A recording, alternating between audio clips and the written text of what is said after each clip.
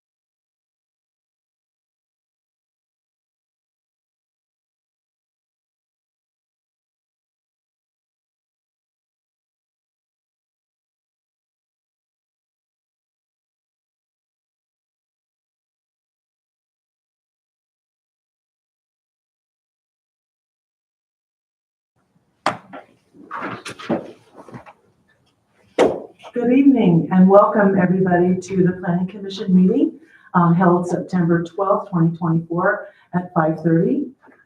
All members are present with the exception of Mr. Howell. And so for that, our roll call is in order, everyone except for Mr. Howell.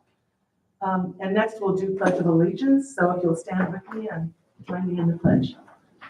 I pledge allegiance To the flag of the United States of America, and to the republic for which it stands, one nation, under God, indivisible, with liberty and justice for all.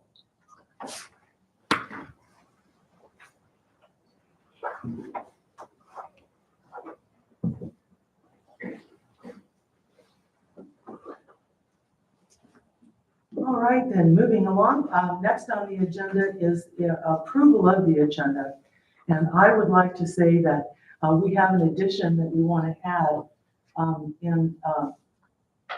under public comment under item 6. And that's where Ms. Orr is going to introduce new staff. So we're going to add that in as an additional item.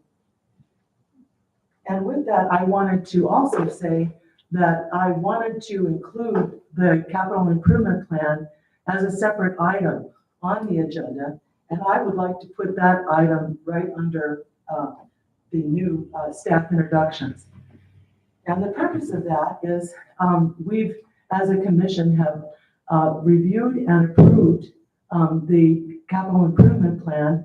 We did forward it to town council, and it was recommended that we needed to make some improvements to it and to make it more clear. That was the discussion from town council, and that included things of adding or putting it in the correct format, and that it was very difficult to follow, and a lot of people had concerns about formatting itself. I want to say that the capital improvement plan is done by Mr. Howell, who is our chairs that work, and the staff. So it's not as though the Planning Commission creates the capital improvement plan. It is a collaboration between the town staff and our chair of the committee, and then the commission looks and reviews that as it is. There was concerns about some items being in the year 2024 column that should be moved over to 2025 since we only have a few months left in 24. And that was some things that were discussed by the town council at the previous meetings. And I just want to say that the second reason that I would like to include this under under the staff introduction section is because our body held a public hearing on the capital improvement plan back in May, and we voted on this plan here that is part of the packet that was sent out to everybody. So any changes to that would require that we do a whole new public hearing. Maybe Mr. Duncan can report on that, but the purpose of Let me just say, I think if you look at the new business, you'll see that there's a proposal for a joint meeting. I think Darla will talk to this more, but I believe council wants to have a joint meeting with the planning commission to, among other things, talk about the capital improvement plan and what council might want to see different about Yes, that. and then if we do that, we can do a public hearing. Yes. But I just want to say and ask the commission, since we've already reviewed the same document with no changes to it, and we've already taken a vote on it, that we discuss this and make a decision on the CIP tonight. It just seems like some of the things that we have on our agenda have been items that we've already made taken a vote on and made recommendations for. And the capital improvement plan is one unique feature of what our responsibilities are, in that it is an aspirational document that really identifies through the comprehensive plan items that the town needs to address as we are able. and as funding is available. So in that sense, it's not, part of the general budget. It is an aspirational document. And we went through that discussion at our last meeting.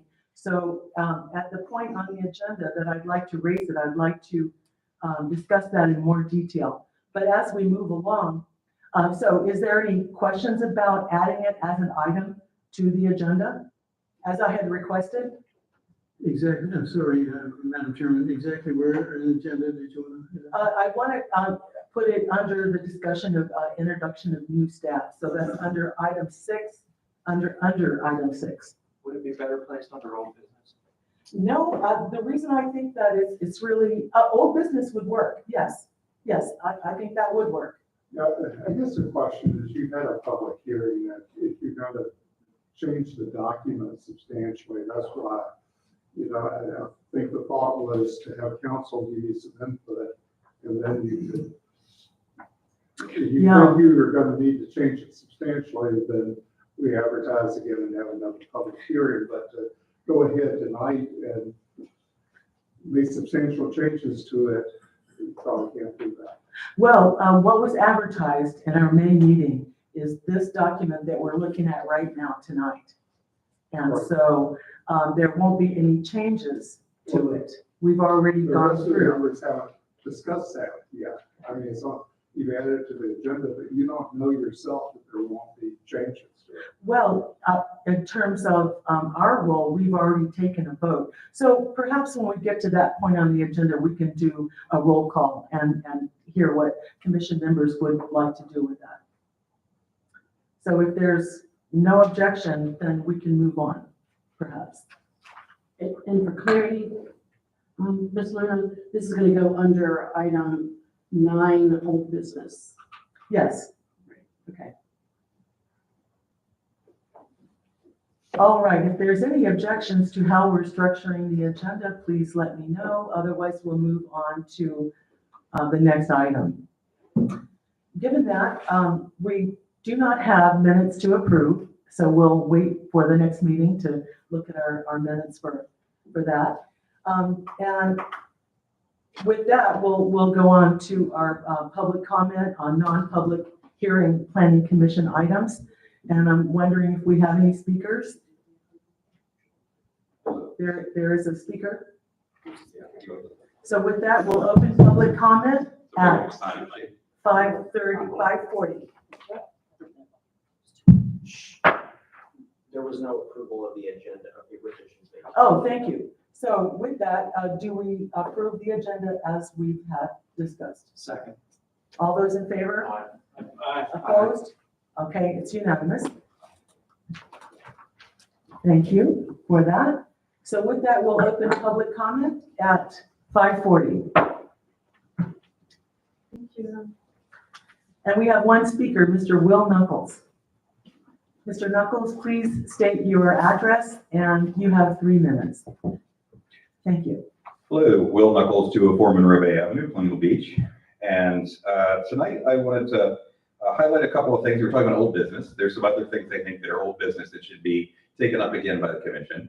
One of which is the PUD regulations. When we looked at the PUD last time, part of the information we were working on, Ernest Weeks, I was on the commission at that time, was an understanding that there were no infrastructure limitations that would relate to constraints on the PUD as we were sort of envisioning it. Turns out that that was false information, that we were a bit misled as a Connecticut commission and as a town about the capacity that we had to deal with at that time.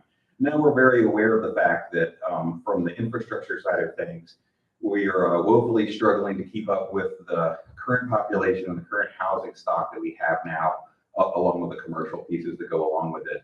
So I think it would be healthy to go back and look at the fact that sort of as we structured it before as a town, as it went through this body and also through town council, was essentially to eliminate a lot of the things that would have slowed down development and really make a lot of things easy by right. And I think that ought to be re-examined. The other piece is that I'd like to take another deeper dive into floodplains. So the commission does this periodically. They go back and they review and they approve the floodplain maps. I think that some of the floodplain provisions, I've got a document, and I don't know how to distribute this to you, but is this, can you hand this around?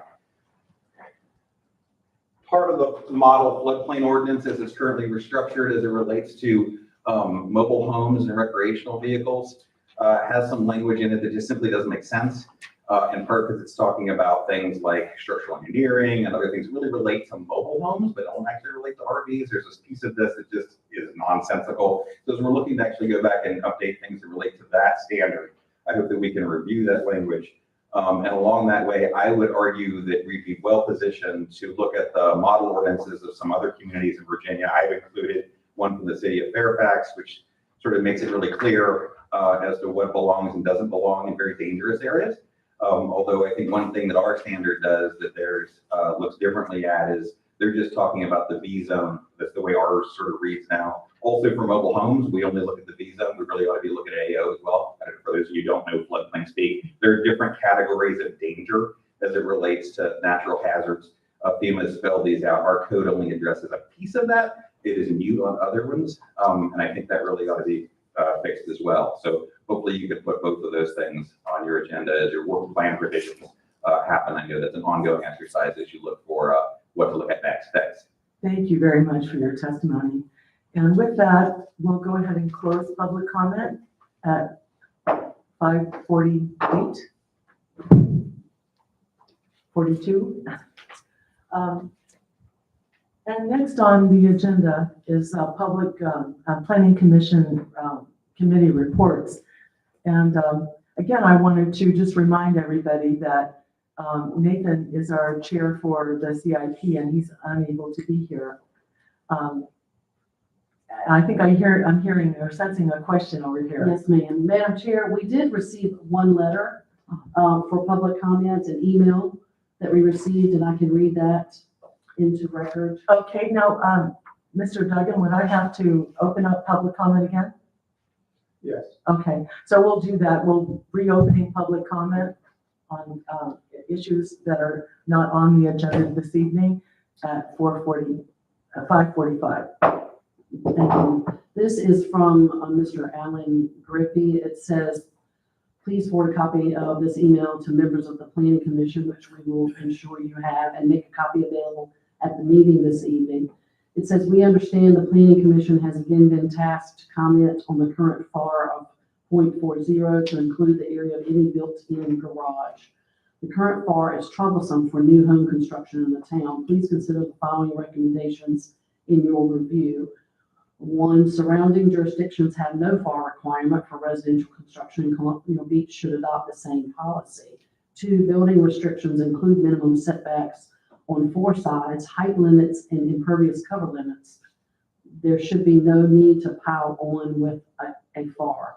If necessary to have a FAR, then increase to 0.6 for 2-story homes that will allow for a 2-car built-in garage.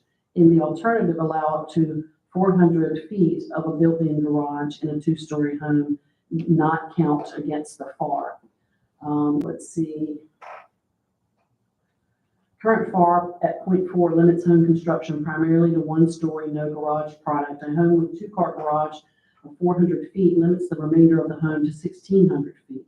A typical 2-story home of just 2,000 feet plus a 2-car garage of 400 feet is not presently allowed on a 5,000-foot lot in the R2 district. There's renewed interest in 1- and 2-story homes with garage from home buyers, both local and new to the area. An increase in the FAR is necessary to meet the current and future demand for housing in town. Staff has researched a random selection of 25 homes built between 2000 and 2020 and 2022 on lots averaging 6,739 square feet and believe there's no need for a change in the FAR. The majority of unimproved lots in the town are located in classic shores. Most are 2,500 square feet, and 2 lots must be combined to meet the current minimum 5,000 square feet for new construction. The average lot is not 6,739 feet as used in the staff research. By code, all the new construction from 2020 through 2022 was required to be under a FAR of 0.4. Not surprising, the study found this to be true. An increase in the FAR will surely produce different results going forward. An increase to a FAR of 0.6 will allow construction of 2-story homes with 2-car garages. Garages will increase the number of on-lot parking spaces and reduce the number of cars parked on the street. The planning commission should recommend an increase in the FAR from the current 0.4 to 0.6 for two-story homes throughout the town of Colonial Beach in the R2 district. Thank you, Alan Gravy. All right. So with that, we will close public comment at 4:48. And with that, we'll do, oh, yes. What about the new staff? That's going to be next after the, oh, I see. Yes. So I put that behind the reports, and I apologize for that. So we'll go ahead and do the new staff introductions. Yes, ma'am. We have with us this evening, Mr. Ben Prescott. I'm gonna let him share a little bit about himself with you. He is the new assistant town manager for the town. And I've been enjoying working with him. So I'm glad for y'all to meet him, and I'll let him introduce himself. Thank you, Darla. And I've met some of you already. Some of you already know who I am. I was the previous county administrator for Westmoreland County, and now I'm glad and excited to work down here at Colonial Beach. Briefly, just a brief past history. I was also city manager for City of Farrell and Western PA. For those of you who know Western PA, what's that, sir? Your mic on, folks, and you're going to. Is this better? There you go. Okay. Sorry. Even better. Sorry, great, thank you. Thank you for that, sir. Again, briefly, I was a county administrator for Westmoreland, and before that, Farrell, Pennsylvania, small steel town on the western edge of PA, right across from the Ohio border. Born and raised in Vermont, 30-year military history, active duty, National Guard, Army Reserve, retired to rank of colonel. Also a certified financial planner, so I've got some financial background and some military background. The military taught me strategic planning, so I'm here to help the town with some strategic planning. I have obviously the military also gave me some background in military decision-making processes and discipline and process procedures. So I look forward to working for the town. I do have a penchant. I'm also married, wife of 36 years. I have to count it every time, but we've been married a long, long time. We have 2 children, 2 daughters, one in DC, one in Cleveland, and one grandson, all of 2.5 years old. He's out of the Cleveland area, so it's a long trip to go see him, but we enjoy it when we do. He is a bundle of energy. I'd forgotten that they're ever-ready battery packs. No kidding about that. I have a penchant for bad jokes, and I'll share a very bad joke for you all tonight. And that will conclude my introduction. Does anybody know what lawyers wear to court? They wear lawsuits, of course. And with that, it's a pleasure to be here, and I look forward to working with you all. Thanks. You continue to be on a roll. Yes. Thank you and welcome aboard. We're just delighted to have you. And we also have a new staff person in the Community Development and Zoning Office, and that is Melissa Bell. And Melissa, she began last week? Yes. We're in week 2.